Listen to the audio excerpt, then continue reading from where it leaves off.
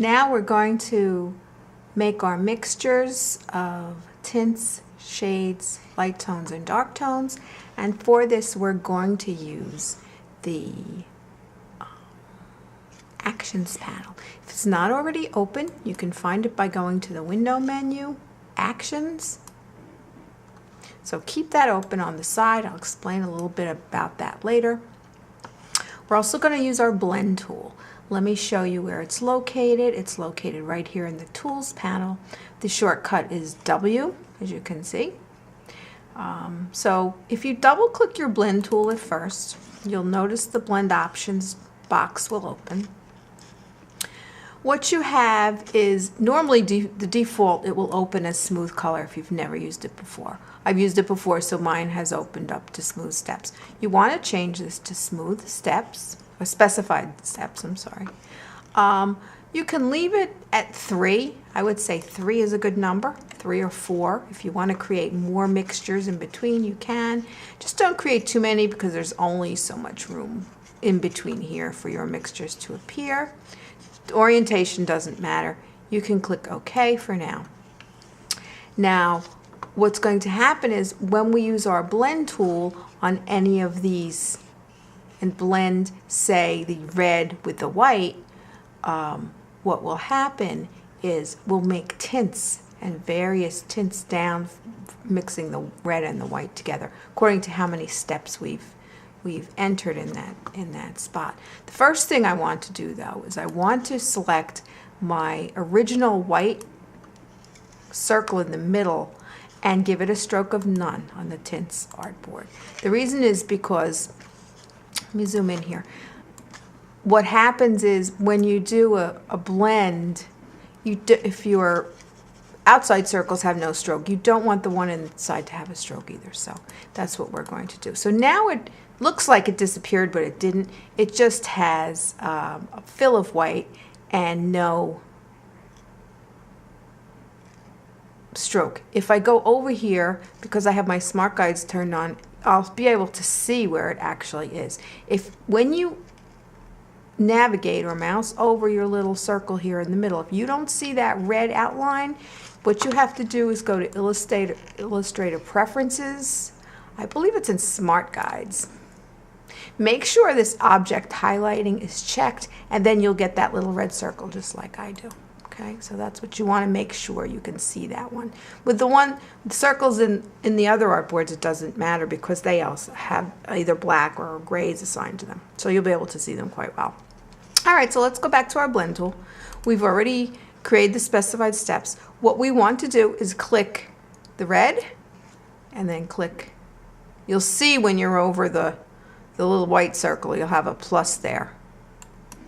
Click that. What I've done is now I've created a blend with 3 steps in between and tints of the ones in between. You probably want to have 4 steps in between so you have a lighter tint in here. So set yours for that, your blend options for that.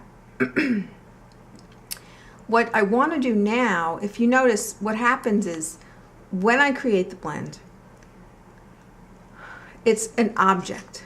All right. If I go and I try to select parts of it, I can't. It selects the whole blend. It's even more than just a group. It's actually a blended object. And before I can select parts of it, these circles in between these steps, and add those colors to the swatches panel, I won't be able to do that unless I expand the blend first. So we have to go to Object, Blend, Expand. Okay, now notice what happened. Each one of the circles or rounded objects that are colored, my tints here, my nice little tints of red, and the white one too, each one has selection edges around. Now I know that they're actually objects I can select. But watch what happens if I select one, the whole group is selected. So it's still grouped. So then what you want to do is you want to go to Object, Ungroup, to ungroup it. Now I could select each one by itself. Okay, don't forget I have that white one down there. So when you create your blend, after you create the blend to mix the tints, and later shades and tones, you have to expand the blend, and then you have to ungroup the blend, the expanded blend. So that's what we have to do. And imagine we have 48 of these to do. Imagine we do this each time. It's going to take a long time. What we can do is we can create an action to expand and ungroup and deselect those blends. I'm going to show you that in a little while. So let's see what we have. The reason we want to expand them and ungroup them is because we want to be able to select each individual or a group of individual ones, individual circles later, to be able to add them as swatches. So that's why we do that. Okay, so let's look on the back of our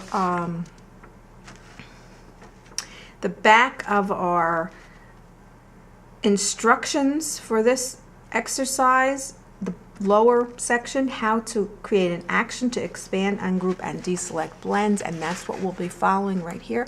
Let me explain to you about the actions panel, which is located right here. Illustrator comes with quite a few actions already, default actions. You can make a new group of actions if you want to make some of your own. You can expand and collapse these groups. What very useful action is the delete unused panel items. We've actually been doing this already with the swatches. I have you go in and select all unused, and then they delete them.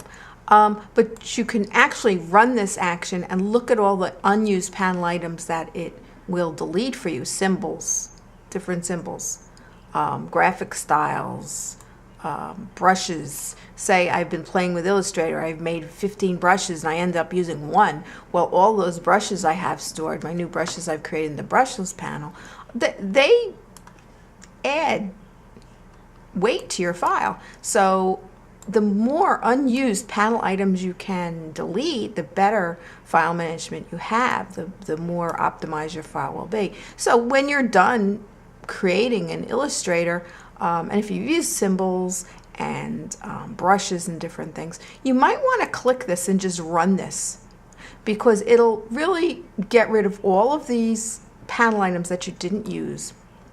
Even the default ones, if you didn't use them, it will get rid of them. So it's just a good idea to do that. There's other actions you can use here. You can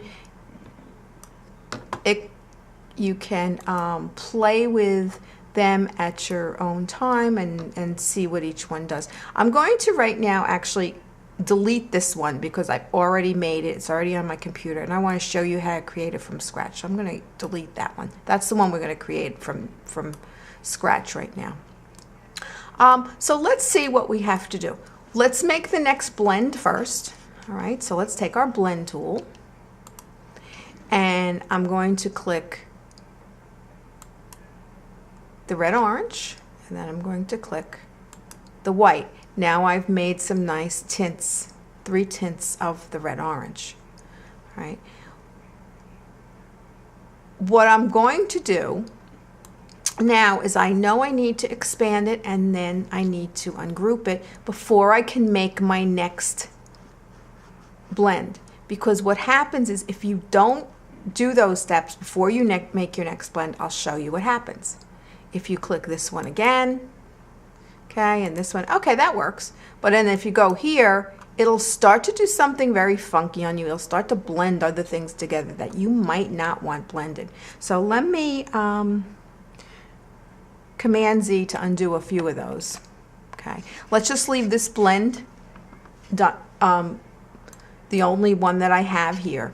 And now what we want to do is we want to record those actions and have the new action. We want to record it, name it expand and ungroup for our blends, and then each time we make a blend, we'll just play that action. It will expand it, it will ungroup it, and then we'll deselect it, and we're ready to click and blend our next set. So I'll show you how to do that. You've already made the blend with the blend still selected like this, according to the steps.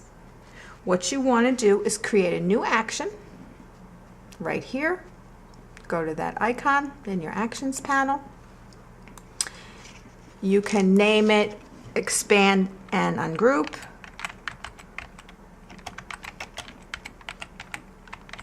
We're also going to deselect it too, but if you want to just name it that, or name it what has meaning, something that has meaning to you. Notice it will be in your default actions. If you had another group of actions here, you could choose to put it here. You can assign it a function key if you want. So if you want to, every time you press, say, I don't know, F10, that action takes place. You can do that if you want, make it a little quicker. I don't do that right away because I want to show you guys how you're going to go back and play it each time. And what you're going to do then is just hit the record button. Now, every step I take is going to be recorded in this new action. So what it says to me, it says hit record. It says go to Object, Blend, Expand. So I have to go to my Object menu, Blend, Expand. Notice how it's put it in here. Okay. Object, then I go to Object, Ungroup, because we know we need to ungroup them. It made it a group. And the next thing you want to do is you want to deselect it, because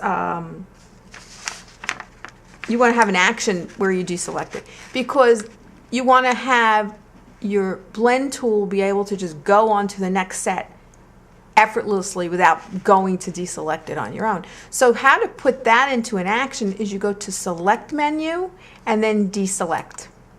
Okay, now nothing's selected. Now you have to hit stop recording, because those are the three things you need to have in there. So you hit stop recording. And let's take a look at what it did in our action. Let's open this up a little bit more. Okay, and we can actually expand all these. Okay, and so every time I hit this action, it's going to expand the blend, ungroup the blend, and deselect everything. So that's what's going to happen. Okay, so let's put into action with our next color, which is orange. Let's make the blend first.